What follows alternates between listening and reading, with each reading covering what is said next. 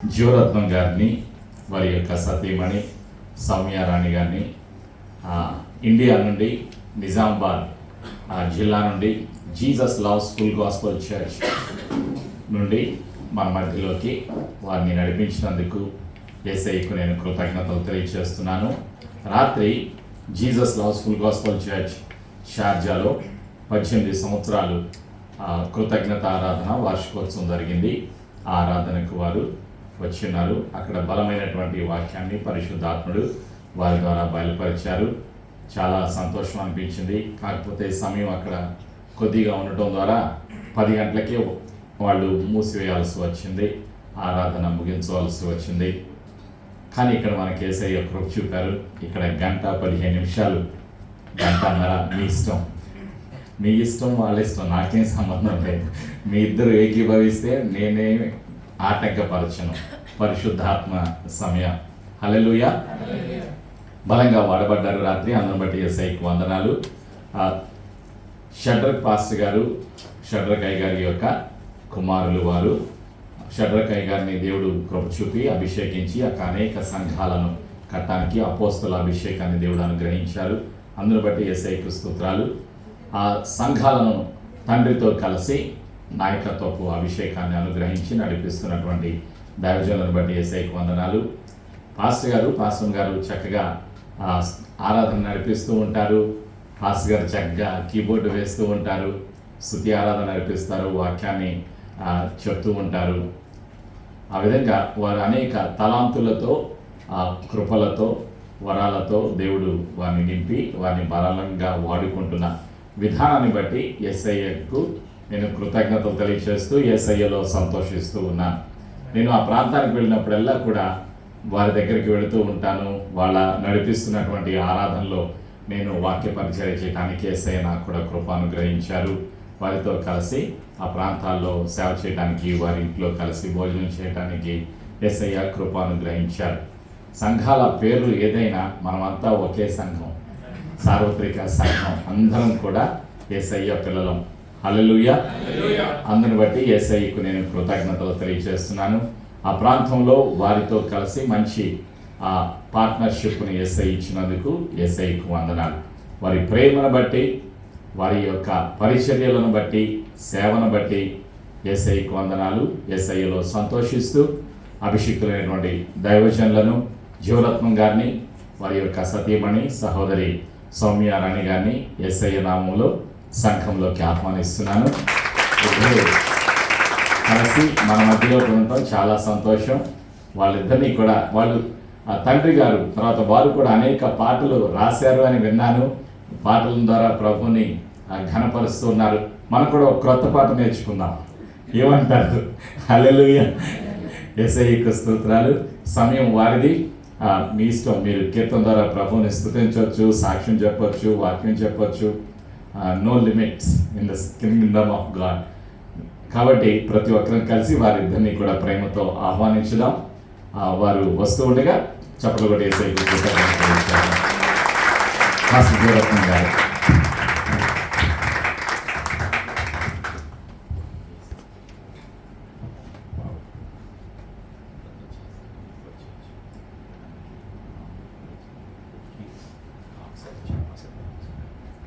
Praise the Lord. దేవుని పరిశుద్ధ ఘనమైన అతి శ్రేష్టమైన నామమునకు మహిమ కలుగును గాక. ఈరోజు ప్రేమతో ఆహ్వానించిన దైవజనులు అపోస్తలు ప్రతిభరావయ్య గారికి, పాస్టర్ గారికి, వారి ఫ్యామిలీకి, సంఘస్థులందరికీ ప్రభు పేరట వందనాలు తెలియజేస్తా ఉన్నాను. చాలా అద్భుతమైన దేవుని పరిశుద్ధాత్మ సన్నిధి ఇక్కడ మేము మీతో కలిసి అనుభవిస్తూ ఉన్నాం. చాలా అద్భుతమైన ఆత్మారాధన, వండర్ఫుల్ వర్షిప్ ఇక్కడ జరుగుతూ ఉంది. దేవునికి స్తోత్రం చెప్తాం. నిజంగా దైవజనులను మరి వారి కుటుంబాన్ని దేవుడు ఏర్పాటు చేసుకొని బహుబలంగా వాడుకుంటున్నారు. దేవునికి స్తోత్రం చెప్తాం. మీతో కలిసి ఆరాధనలో ఉండడానికి దేవుడు ఇచ్చిన గొప్ప అవకాశాన్ని బట్టి ప్రభువుని ఎంతో స్తుతిస్తూ ఉంటున్నాం. చాలా సంవత్సరాల నుండి దైవజనులతో, వారి కుటుంబంతో దేవుడు ఇలాంటి ఆత్మీయ అనుబంధం మాకు ఏర్పాటు చేసినందుకు ప్రభువుని స్తుతిస్తూ ఉంటున్నాం. Praise the lord. హల్లెలూయా. ఒక పాట పాడతాం పాస్టర్ నేను, దాని తర్వాత దేవుని వాక్యంలోనికి మనం వెళ్దాం. అయితే నాన్నగారు రాసిన పాట వేట కాని ఊరిలో నుండి ఎంతమందికి తెలుసండి? మన మినిస్ట్రీలో నాన్నగారు రాసిన గొప్ప అద్భుతమైన పాట. తెలుగు క్రైస్తవులందరూ ప్రపంచమంతలో అద్భుతంగా పాడుతూ ఆరాధించే అద్భుతమైన పాట. మనమందరం కలిసి ఆరాధిస్తూ ఈ పాట ద్వారా దేవుని మహిమపరుస్తాం.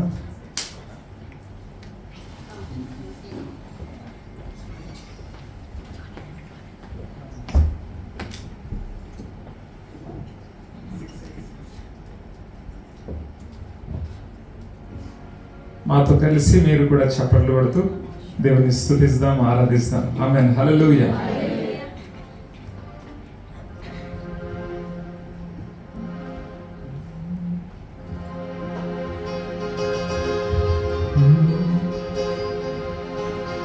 వేట కాని ఊరిలో నుండి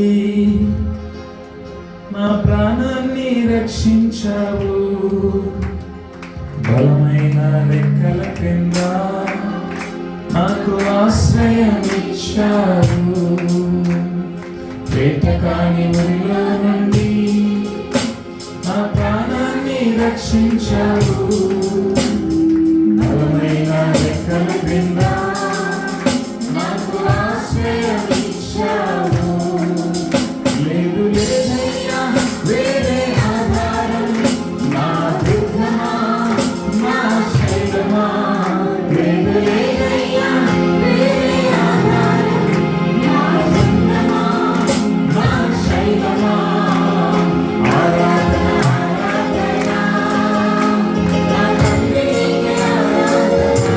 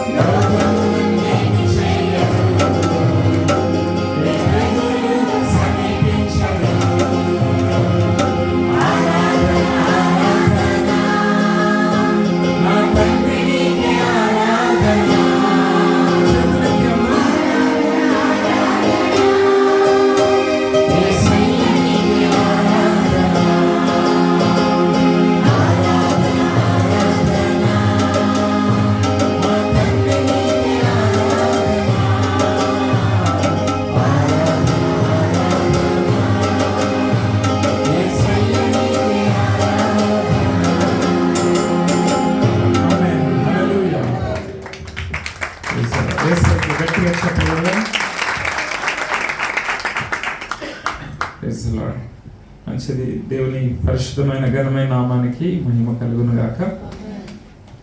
ఈరోజు మీతో ఉండడానికి దేవుడు ఇచ్చిన గొప్ప ధన్యతను బట్టి ప్రభువును స్తుతిస్తూ ఉంటున్నాను. చాలా వరకు ప్రతి విషయాలు ఇప్పటి వరకు దైవజనులు అన్ని ఇంట్రడక్షన్ చెప్పినారు. అందుని బట్టి దైవజనులకు ప్రభు పేరట నా యొక్క శుభములు వందనాలు తెలియజేస్తూ ఉంటున్నాను. అనేక దేశాల్లో దైవజనుల దేవుడు బహుబలంగా వాడుకుంటూ ఉంటున్నారు. తర్వాత మా ప్రాంతానికి కూడా చాలాసార్లు దైవజనులు వచ్చి బలపరుచున్నారు వాక్యం ద్వారా. తర్వాత దైవజనులు మమ్మల్ని కూడా చాలాసార్లు ఎంకరేజ్ చేస్తూ ఉంటారు. అందుని బట్టి ప్రభువును స్తుతిస్తూ ఉంటున్నాను. నేను ఫస్ట్ 2011లో 10లో క్రిస్మస్ ఆరాధనకి ఇక్కడికి వచ్చినాను. తర్వాత 2011లో John Paul first birthday, John Rao first బర్త్డేకు దైవజనులు ఆహ్వానించినారు, ఇన్వైట్ చేసినారు. అప్పుడు కూడా ఉండడానికి దేవుడు కృప చూపించినారు. దేవునికి స్తోత్రం చెప్పుదాం. మంచిది. చిన్న ప్రార్థన చేసుకొని దేవుని మాటలు, దేవుని వాక్యాన్ని మనం కొద్దిసేపు ధ్యానం చేసుకుందాం. అందరం తలలు వంచి, ప్రభువా మీ వాక్యం ద్వారా నాతో మీరు మాట్లాడండి అని అందరం ఒకసారి ప్రార్థన చేద్దాం. స్తోత్రం. Thank you Holy Spirit. పరిశుద్ధాత్మ దేవా మీకు వందనాలు. మీ స్వరము మాకు వినిపించండి ప్రభువా. దేవా మీ యొక్క మాటల కొరకు మేము ఆశతో మీ సన్నిధికి వచ్చున్నాము తండ్రి. ఆశ గల ప్రాణములను మీరు తృప్తిపరిచే గొప్ప దేవుడు నాయన, మీకు వందనాలు స్తోత్రం. నా మాట అగ్ని వంటిది కాదా అని మీరు సెలవిచ్చినారు తండ్రి. అగ్ని లాంటి మీ యొక్క తండ్రి మాటల ద్వారా ప్రతి ఒక్కరిని మండించమని ప్రార్థిస్తూ ఉంటున్నాను, వెలిగించమని ప్రార్థిస్తూ ఉంటున్నాను. గొప్ప అద్భుతాలు, మహత్కార్యములు, సూచక క్రియల ద్వారా మీ వాక్యము యేసు నామమున స్థిరపరచబడును గాక. ప్రతి ఒక్కరిని ఈరోజు ప్రత్యేకంగా మీ యొక్క మాటల ద్వారా దర్శించమని వేడుకుంటున్నాను. ఈ స్థలంలో నుండి ఎవరు కూడా వట్టిగా వెళ్ళకూడదు నాయన. మీ బలమైన అభిషేకము పొందుకుందురు గాక, మీ బలమైన శక్తిని పొందుకుందురు గాక, గొప్ప విడుదల పొందుకుందురు గాక, గొప్ప అద్భుతములు పొందుకుందురు గాక. దేవా మీ యొక్క అభిషేకాన్ని విడుదల చేయమని ప్రార్థన చేస్తున్నాను. దేవతని నన్ను మీరు మరుగుపరచండి, మీరు నాలో ఉండి మీరు మాట్లాడమని వేడుకుంటున్నాను. ప్రతి ఒక్కరిని దర్శించి మహిమ, ఘనత, స్తుతులు, ప్రభావములు మీరు పొందమని ప్రియుడు రక్షకుడిని యేసు నామములో ప్రార్థించి అడిగి వేడుకుంటున్నాము తండ్రి. ఆమేన్. మంచిది. మొదటి తిమోతిలకు రాసిన పత్రిక 3వ అధ్యాయము 15వ వచనమును మనం చదువుకుందాం. మొదటి తిమోతిలకు రాసిన పత్రిక 2వ అధ్యాయము 3వ అధ్యాయము 15వ వచనం నేను చదువుతున్నాను. అయినను నేను ఆలస్యము చేసిన యెడల దేవుని మందిరములో అనగా జీవము గల దేవుని సంఘములో జనులేలాగు ప్రవర్తింపవలెనో అది నీకు తెలియవలెనని ఈ సంగతులను నీకు వ్రాయిచున్నాను. ఆ సంఘము సత్యమునకు స్తంభమును ఆధారమునై ఉన్నది. దేవునికి స్తోత్రం. రెండు చేతులెత్తి స్తోత్రం చెప్పుదాం. Praise the lord. హల్లెలూయా. ఈరోజు చర్చ్ గురించి నేను మాట్లాడాలని ప్రభు నన్ను ప్రేరేపించుంటున్నారు. ఇక్కడ దేవుని వాక్యంలో మనం చదువుకున్న భాగంలో జీవము గల దేవుని సంఘము అనే మాట రాయబడింది. సంఘము దేవుడు ఏర్పాటు చేసినాడు. సంఘమును దేవుడు ఆయన తన స్వరక్తం ఇచ్చి కొన్నాడు అని దేవుని యొక్క వాక్యం చెప్తా ఉంది. దేవునికి స్తోత్రం చెప్తాము. ఒక సంఘంలో మనమందరము కలిసి దేవుని స్తుతించి సంఘముగా ఆరాధించడానికి కొరకు దేవుడు మనల్ని ఏర్పాటు చేసుకున్నాడు. దేవునికి స్తోత్రం చెప్తాము. అందుకనే ఇది దేవుని జీవము గల దేవుని సంఘము అని పిలువబడతా ఉంది. దేవునికి స్తోత్రం చెప్తాము. అందుకనే ఇక్కడ వాక్యంలో ఆ సంఘము సత్యమునకు స్తంభమును ఆధారమై ఉన్నది అని బైబిల్లో రాయబడింది. దేవునికి స్తోత్రం చెప్తాము. ఈ సంఘము దేవుడి ద్వారా ఏర్పాటు చేయబడిన ఈ సంఘము సత్యమునకు ఆ స్తంభమును ఆధారమై ఉన్నది అని దేవుని యొక్క వాక్యం తెలియజేస్తుంది. అయితే చర్చ్ గురించి గ్రీక్ పదము మనం చూస్తే ఎక్లీషియా అని పిలువబడతా ఉంది. ఎక్లీషియా అనే దానికి అర్థం ఏంటంటే an assembly or called out ones, అనగా మనము దేవుని ద్వారా ఏర్పాటు చేయబడిన ప్రతి ఒక్కరము ఒక సంఘముగా, ఒక సమావేశముగా కూడి ఆరాధించడమే సంఘం. దేవునికి స్తోత్రం చెప్తాము. ఒక బిల్డింగ్ అనేది సంఘము కాదు, కానీ దేవుని ద్వారా ఏర్పరచబడిన ప్రతి ఒక్కరు కలిసి ఆరాధించే స్థలమే సంఘం. దేవునికి స్తోత్రం చెప్పుదాం. నీవు నేను దేవుని ద్వారా ఏర్పాటు చేయబడిన వారం. దేవునికి స్తోత్రం చెప్పుదాం. అందుకని ఈ స్థలంలో మనం అందరం కూడి ఉంటున్నాం. దేవునికి స్తోత్రం చెప్పుదాం. అందుకని జీవము గల దేవుని ఆరాధిస్తూ ఉంటున్నాం. హల్లెలూయా. అందుకని మనం జీవము గల దేవుని సంఘముగా పిలువబడతా ఉంటున్నాం. Praise the lord. హల్లెలూయా. కాబట్టి దేవుడు నిన్ను నన్ను మనందరినీ కూడా ఆయన ఏర్పాటు చేసుకున్నాడు. బైబిల్లో మనం చదువుకుంటాం. 1 పేతురు రాసిన పత్రిక 2వ అధ్యాయము 9వ వచనాన్ని మనం చూసినట్లయితే అక్కడ బైబిల్లో మనం చదువుకుంటాము, అయితే మీరు చీకటిలో నుండి ఆశ్చర్యమైన తన వెలుగులోనికి మిమ్మును పిలిచిన వాని గుణాతిశయములను ప్రచురము చేయు నిమిత్తము ఏర్పరచబడిన వంశమును, రాజులైన యాజక సమూహమును, పరిశుద్ధ జనమును, దేవుని సొత్తైన ప్రజలునై ఉన్నారు. దేవునికి స్తోత్రం చెప్తాం. బైబిల్ చెప్తా ఉంది, దేవుడు మనందరినీ కూడా చీకటిలో నుండి, లోకములో నుండి, సాతాను బంధకంలో నుండి మనల్ని ప్రత్యేకపరిచి ఏర్పాటు చేసుకున్నాడు. దేవునికి స్తోత్రం చెప్దాం. Praise the lord. హల్లెలూయా. అందుకని ఇక్కడ వాక్యంలో మనం చూస్తా ఉన్నాం, మీరు ఏర్పాటు చేయబడిన వంశము. దేవునికి స్తోత్రం చెప్దాం. మనం దేవుని ద్వారా ఏర్పాటు చేయబడిన ప్రజలమండి. దేవునికి స్తోత్రం చెప్దాం. బైబిల్ చెప్తుంది, ఎఫెసీ 2వ అధ్యాయం 5వ వచనాన్ని మనం చదువుకుంటే, జగత్ పునాది వేయబడక ముందే మీరు క్రీస్తులో ఏర్పాటు చేయబడి ఉన్నారు. దేవునికి స్తోత్రం చెప్దాం. ఈ యొక్క భూమి సర్వ సృష్టి కలగక ముందే దేవుడు నిన్ను నన్ను ఏర్పాటు చేసుకున్నాడు. దేవునికి స్తోత్రం చెప్దాం. అందుకని జీవము గల దేవుని సంఘంలో మనం ఉన్నాం. దేవునికి స్తోత్రం చెప్దాం. జీవము గల దేవుని సంఘంలో మనం నాటబడి ఉంటున్నాం. దేవునికి మహిమ కలుగును గాక. అందుకని ఇక్కడ మీరు ఏర్పాటు చేయబడిన వంశమును, తర్వాత ఏమంటున్నాడంటే రాజులైన యాజక సమూహం. We are kings. Praise the lord. Hallelujah. Queens. దేవునికి స్తోత్రం చెప్దాం. నిజంగా దేవుడు మనల్ని రాజులుగా ఉండడానికి ఏర్పాటు చేసుకున్నాడు. దేవునికి స్తోత్రం చెప్దాం. రాజులైన యాజకులుగా ఉండడానికి కొరకు దేవుడు మనల్ని ఏర్పాటు చేసుకున్నాడు. అదే కాకుండా పరిశుద్ధ జనమును, దేవుని సొత్తైన ప్రజలునై ఉన్నారు అని దేవుడు అంటున్నాడు. దేవునికి స్తోత్రం చెప్దాం. కాబట్టి దేవుడు నిన్ను నన్ను మనందరినీ కూడా ఏర్పాటు చేసుకున్నాడు. మనము జీవము గల దేవుని సంఘములో మనల్ని నాటినాడని దేవుని యొక్క వాక్యము ద్వారా దేవుడు మనకు జ్ఞాపకం చేస్తూ ఉంటున్నాడు. మనమే దేవుని ద్వారా ఏర్పాటు చేయబడిన మనం అందరము సంఘము. దేవునికి స్తోత్రం చెప్దాం. ఎంతమంది దేవుని ద్వారా నేను ఏర్పాటు చేయబడినాను అన్నవారు ఒకసారి చేతి పైకి ఎత్తి చూపిస్తారా? మనం అందరము కూడా దేవుని ద్వారా ఏర్పాటు చేయబడిన వారు. దేవునికి స్తోత్రం చెప్పుదాం. కాబట్టి మనం అందరము చర్చ్, సంఘము, జీవము గల దేవుని సంఘమై ఉంటున్నాము. దేవునికి స్తోత్రం చెప్పుదాం.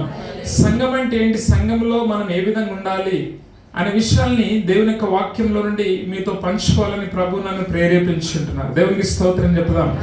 చర్చ్ అని ఇంగ్లీష్ లో పిలువబడతా ఉంది. చర్చ్ అనే దానికి 6 లెటర్స్ ఉన్నాయి. CHURCH. దేవునికి స్తోత్రం చెప్పుదాం. అయితే దీంట్లో నుండి నేను సంఘము ఏ విధంగా ఉండాలి, సంఘమైన మనం ఏ విధంగా జీవించాలి అనే విషయాల్ని నేను ఈరోజు దేవుని యొక్క వాక్యం నుండి మీతో కొన్ని విషయాలు పంచుకోవాలని దేవుడు నన్ను ప్రేరేపించుకున్నారు. దేవునికి స్తోత్రం చెప్పుదాం. మొట్టమొదటిగా చర్చ్ అనే దాంట్లో మనం చూస్తున్నాం లెటర్ ఏంటి, ఫస్ట్ లెటర్ ఏంటంటే C, అనగా క్రైస్ట్ బాడీ. అందరు చెప్పండి, క్రైస్ట్ బాడీ. సంఘం అంటే ఏంటంటే దేవుని యొక్క వాక్యం చెప్తుంది క్రీస్తు శరీరము. సంఘం అంటే ఏంటి? క్రీస్తు శరీరం. బైబిల్లో మనం చదువుకున్నట్లయితే ఎఫెసీ 1వ అధ్యాయము 23వ వచనంలో మనం గమనించినట్లయితే ఒకసారి ఈ యొక్క లేఖన భాగం చూద్దాం. ఎఫెసీ 1వ అధ్యాయము 23వ వచనమును చదువుకుందాం. ఆ సంఘము ఆయన శరీరము, సమస్తమును పూర్తిగా నింపుచున్న వాని సంపూర్ణతయై ఉన్నది. దేవునికి స్తోత్రం. ఆ సంఘము క్రీస్తు శరీరము. సంఘం అనగా క్రీస్తు శరీరము. దేవునికి స్తోత్రం చెప్పుదాం.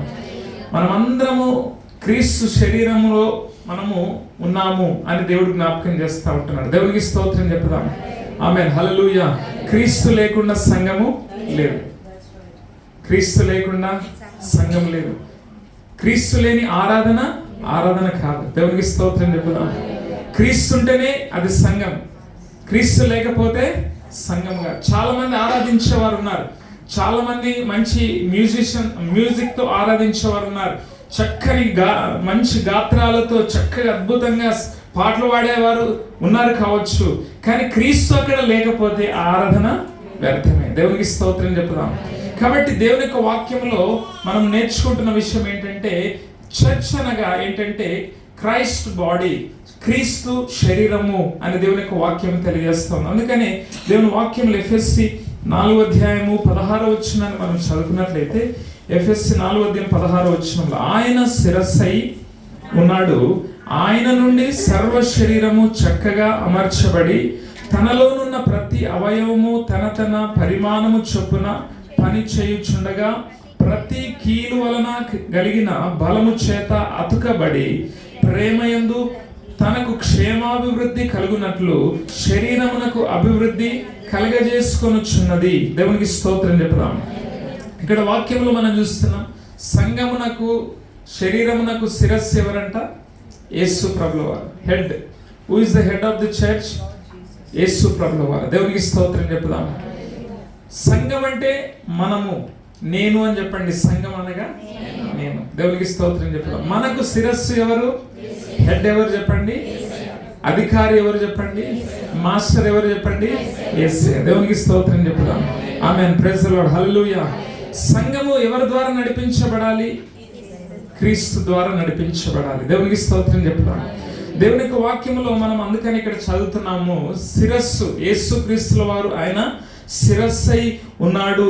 తర్వాత ఆయన నుండి సర్వ శరీరము చక్కగా అమర్చబడి తనలోనున్న ప్రతి అవయవము తన పరిమాణము చొప్పున పని చేయుచున్నది. దేవునికి స్తోత్రం చెప్పుదాం. క్రీస్తు శరీరం హెడ్ అయి ఉన్నాడు, శరీరానికి ఆయన శిరస్సు అయి ఉన్నాడు.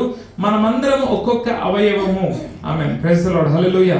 ఈ శరీరానికి ఎన్నో అవయవాలు ఉన్నాయి. చేతి ఉంది, కాలు ఉంది, నోరు ఉంది, ముక్కు ఉంది, చెవులు ఉన్నాయి. ఈ విధంగా శరీరానికి ఎన్నో అవయవాలు ఉన్నాయి. దేవునికి స్తోత్రం చెప్పుదాం. ఇవన్నీ కలిస్తేనే ఒక శరీరము అని పిలువబడుతూ ఉంటుంది. దేవునికి స్తోత్రం చెప్పుదాం. ఆమేన్. హల్లెలూయా.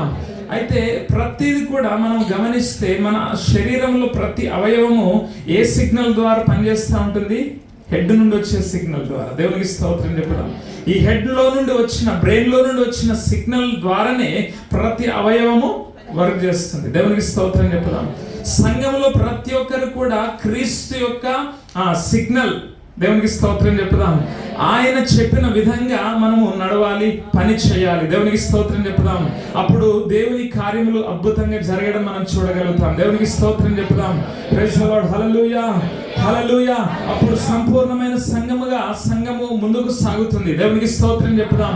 కాబట్టి సంఘమునకు క్రీస్తు ఆయన శిరస్సు అయి ఉన్నాడు అని దేవుని యొక్క వాక్యం చెప్తా ఉంది. తల శిరస్సు అయి ఉంటున్నాడు. ఆయన యొక్క ఆధీనంలో మనము సంఘమంతా నడిపించబడాలి, ఆయన ద్వారా మనము నడిపించబడాలి అని దేవుడు వాక్యము ద్వారా మనకు జ్ఞాపకం చేస్తూ ఉంటున్నాడు. దేవునికి స్తోత్రం చెప్పుదాం. కొలస్సీ 1:17 నుండి కూడా మనము చదువుకున్నట్లయితే, కొలస్సీ 1:17 నుండి మనము గమనించినట్లయితే, ఇక్కడ ఆయన అన్నిటికంటే ముందుగా ఉన్నవాడు, ఆయనే సమస్తమునకు ఆధారభూతుడు, సంఘము అను శరీరమునకు ఆయనే శిరస్సు, ఆయనకు అన్నిటిలో ప్రాముఖ్యము కలుగు నిమిత్తము ఆయన ఆది అయ్యుండి మృతులలో నుండి లేచుటలో ఆది సంభూతుడు ఆయను. దేవునికి స్తోత్రం చెప్పుదాం. ఆయన మొదటివాడు, ఆది సంభూతుడు. ఆయన సంఘమునకు శిరస్సు అయి ఉంటున్నాడు. ఆయన అన్నిటిలో ఆయనకు ప్రాముఖ్యత ఇవ్వాలి. ఆయన చెప్పినట్టుగా సంఘములో ఉన్న ప్రతి ఒక్కరము మనము పని చేయాలి అని దేవుడు కోరుతా ఉంటున్నాడు. దేవునికి స్తోత్రం చెప్పుదాం. ఆమేన్. హల్లెలూయా. కాబట్టి ప్రతి సంఘములో ఉన్న ప్రతి ఒక్క క్రైస్తవులు, ప్రతి ఒక్క విశ్వాసి, ప్రతి ఒక్కరము మనము ఆయన చెప్పినట్టుగా మనము నడవాలి, ఆయన చెప్పినట్టుగా ముందుకు సాగాలి. ఎందుకంటే ఆయన శిరస్సై ఉన్నాడు అని దేవుని యొక్క వాక్యం చెప్తా ఉంది. సామెతలు 3:5-6 మనం ఒకసారి చదువుకుందాం. సామెతలు 3:5-6 మనము చదువుకుందాం. నీ స్వబుద్ధిని ఆధారము చేసుకొనక నీ పూర్ణ హృదయముతో యెహోవా యందు నమ్మకముంచుము, నీ ప్రవర్తన అంతటి యందు ఆయన అధికారమునకు ఒప్పుకొనము. దేవునికి స్తోత్రం చెప్తాం. బైబిల్ చెప్తా ఉంది, మన స్వబుద్ధి మీద ఆధారపడి మనము ముందుకు సాగకూడదు. మన స్వబుద్ధి మీద మనకు తెలిసిన విధానంలో మనం ముందుకు సాగకూడదు. కానీ మనము దేవుని వాక్యం చెప్తా ఉంది, సమస్త ప్రవర్తన విషయంలో ఆయన అధికారమునకు ఒప్పుకోవాలి. ఆయన ఏది చెప్తున్నాడు అది చేయాలి. దేవునికి స్తోత్రం చెప్తాం. సంఘము క్రీస్తు ఏది మనము చేయాలని ఆయన చెప్తా ఉంటున్నాడో, తెలియజేస్తా ఉంటున్నాడో ఆ ప్రకారంగా సంఘము నడిపించబడాలి అని దేవుడు వాక్యం ద్వారా తెలియజేస్తా ఉన్నాడు. దేవునికి స్తోత్రం చెప్తాం. దేవుని యొక్క వాక్యం చెప్తా ఉన్నాం. అందుకనే నీ ప్రవర్తన అంతటి యందు ఆయన అధికారమునకు ఒప్పుకోవాలి. ఆయన అధికారమునకు మనం ఒప్పుకోవాలి. మన స్వబుద్ధి మీద ఆధారపడి మనం జీవించొద్దు. సంఘం అంటే క్రీస్తు శరీరము అని దేవుని యొక్క వాక్యం మనకు జ్ఞాపకం చేస్తూ ఉంది. దేవునికి స్తోత్రం చెప్దాం. కాబట్టి ఆయన ద్వారా నడిపించబడాలి. ఆయన చెప్పినట్టుగా మనం ముందుకు సాగాలి. ఆయన ఏది చేయమని దేవుడు మనకు తెలియజేస్తా ఉన్నాడో అదే ప్రకారం మనం చేస్తూ ముందుకు సాగాలి. దేవునికి స్తోత్రం చెప్పుదాం. మన ఆలోచనతో మనం నడవకూడదు. దేవునికి స్తోత్రం చెప్పుదాం. అప్పుడు దేవునికి మహిమ వస్తుంది. హల్లెలూయా. అందుకని దేవుని యొక్క వాక్యంలో మనము తెలుసుకుంటున్న మొట్టమొదటిగా చర్చ్ అనగా ఏంటంటే క్రీస్తు శరీరము. సంఘం అంతా కూడా ఆయన అధికారమునకు అప్పగించుకోవాలి. ఆయన చెప్పినట్టుగా మనము నడవాలి అని దేవుడు వాక్యము ద్వారా గుర్తు చేస్తూ ఉంటున్నాడు. రెండో విషయాన్ని మనం చూద్దాం. ఈ చర్చ్ దాంట్లో రెండవ లెటర్ ఏంటంటే హెచ్. ఏంటి చెప్పండి? హెచ్ అంటే హోలీ లైఫ్. సంఘములో ప్రతి ఒక్కరము మనము పరిశుద్ధమైన జీవితము జీవించాలి. సంఘంలో దేవుడు కోరుకుంటున్నది ఏంటంటే పరిశుద్ధత. ఏంటి చెప్పండి? పరిశుద్ధత, హోలీ లైఫ్. సంఘము అనగా దేవుడు ఆయన స్వరక్తం ఇచ్చి మనల్ని కొన్నాడు. ఆయన సొత్తైన ప్రజలం మనము. అందుకని వాక్యం చెప్తుంది, మీరు విలువ పెట్టి కొనబడిన వారు. దేవునికి స్తోత్రం చెప్దాం. కాబట్టి మీ దేహముతో దేవుణ్ణి మహిమపరచాలి అని దేవుని యొక్క వాక్యములు 1 కొరింథీ మనము 6వ అధ్యాయము 18వ వచనం నుండి మనం చదువుకుంటాం. దేవునికి స్తోత్రం చెప్దాం. కాబట్టి సంఘములో ఉండవలసింది ఏంటంటే, రెండోది చర్చ్ అనగా సంఘములో మనలో ఉండవలసింది ఏంటంటే పరిశుద్ధమైన జీవితము. బైబిల్ గ్రంథంలో 1 తెస్సలోనికి రాసిన పత్రిక 4వ అధ్యాయము 3వ వచనమును మనం చదువుకున్నట్లయితే, మీరు పరిశుద్ధులగుటయే, మీరు జారత్వమునకు దూరముగా ఉండుటయే దేవుని చిత్తము అని బైబిల్లో ఉంది. ఆమేన్. హల్లెలూయా. మనము పరిశుద్ధముగా ఉండడము దేవుని చిత్తము. పాపములో జీవించడం దేవుని చిత్తము కాదు. దేవుడు మనల్ని ఆయన పాపము నుండి, లోకము నుండి, సాతాను బంధకము నుండి విడిపించి మనల్ని పరిశుద్ధపరిచినాడు. పరిశుద్ధ జనాంగముగా చేసిన తర్వాత మళ్ళీ తిరిగి దాస్యం అనే కాడి క్రిందికి వెళ్ళకూడదు అని దేవుడు తెలియజేస్తా ఉన్నాడు. దేవునికి స్తోత్రం చెప్పుదాం. మళ్ళీ పాపం అనే కాడి క్రిందికి మళ్ళీ వెళ్ళకూడదు. లోకాశల వైపు తిరగకూడదు. దేవునికి స్తోత్రం చెప్పుదాం. అందుకని వాక్యంలో సంఘంలో ఉండవలసింది ఏంటంటే, దేవుడు తెలియజేస్తున్న రెండో విషయం ఏంటంటే పరిశుద్ధమైన జీవితము ఉండాలి, పరిశుద్ధత ఉండాలి అని దేవుడు జ్ఞాపకం చేస్తూ ఉంటున్నాడు. అందుకని మీరు పరిశుద్ధులు అగుటయే, జారత్వమునకు దూరముగా ఉండుటయే దేవుని చిత్తము అని దేవుడు వాక్యం ద్వారా తెలియజేస్తా ఉన్నాడు. ఎఫెసీ 5వ అధ్యాయము 27వ వచనాన్ని మనం చదువుకున్నట్లయితే, ఈ సంఘము కొరకు యేసు ప్రభుల వారు ఆయన చేసిన గొప్ప పని ఏంటంటే ఇక్కడ వాక్యంలో మనం చదువుకుందాం. ఎఫెసీ 5వ అధ్యాయం 27వ వచనంలో, అటువలే క్రీస్తు కూడా సంఘమును ప్రేమించి అది కలంకమైనను ముడతైనను అటుది మరి ఏదైనను లేక పరిశుద్ధమైనది గాను నిర్దోషమైనది గాను మహిమగల సంఘము గాను ఆయన తన ఎదుట దానిని నిలవబెట్టుకొనవలెనని వాక్యముతో ఉదక స్నానము చేత దాన్ని పవిత్రపరిచి పరిశుద్ధపరచుట కొరకై దాని కొరకు తన్ను తాను అప్పగించుకుంది. ఎవరి కొరకు అప్పగించుకున్నారట? సంఘం. ఎవరి కొరకు అప్పగించుకున్నాడు ప్రభు?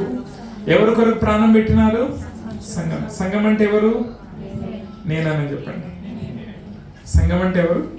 నా కొరకు యేసయ్య ప్రాణం పెట్టినాడు. నీ కొరకు యేసయ్య ప్రాణం పెట్టినాడు. దేవునికి స్తోత్రం చెప్తాం. ఎందుకొరకంటే కలంకమైనను ముడతైనను మచ్చ అయినను డాగు అయినను మనలో ఉండకుండా ఉండాలని దేవుడు ఏం చేస్తున్నాడట? నీ కోసము నా కోసము ఆయన ప్రాణమును పెట్టినాడు. దేవునికి స్తోత్రం చెప్తాం. ఆమేన్, హల్లెలూయా. సంఘం ఏ విధంగా ఉండాలని దేవుడు కోరుతున్నాడంటే, ఎందుకొరకు తన ప్రాణం పెట్టినాడంటే మనం పరిశుద్ధంగా ఉండాలని, మనలో ఏ కల్మషం ఉండకూడదని, నిర్దోషమైన సంఘముగా ఉండాలని, పరిశుద్ధమైన సంఘముగా ఉండాలని దేవుడు నీ కోసము నా కోసము ఆయన ప్రాణము పెట్టిన దేవుడు. దేవునికి స్తోత్రం చెప్పుదాము.